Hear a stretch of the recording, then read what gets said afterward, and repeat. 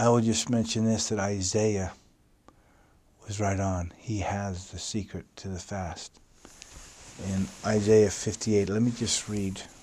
And in verse 6 he says, "Is not this the fast that I have chosen, to loose the bands of wickedness, to undo the heavy burdens, and to let the oppressed go free, and that ye break every yoke?" Verse 7, "Is it not to deal the bread to the hungry, and that thou bring the poor that are cast out to thy house? When thou seest the naked, that thou cover him, that thou hide not thyself from thine own flesh."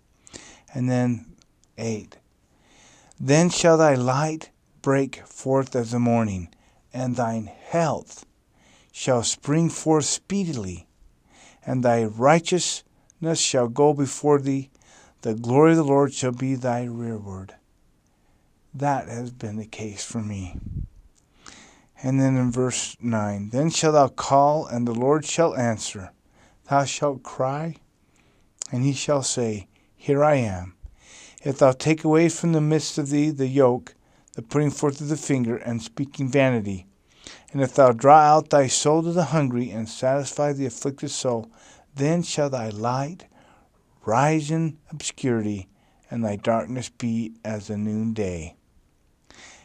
And verse 11, "And the Lord shall guide thee continually, and satisfy thy soul in drought, and make fat thy bones.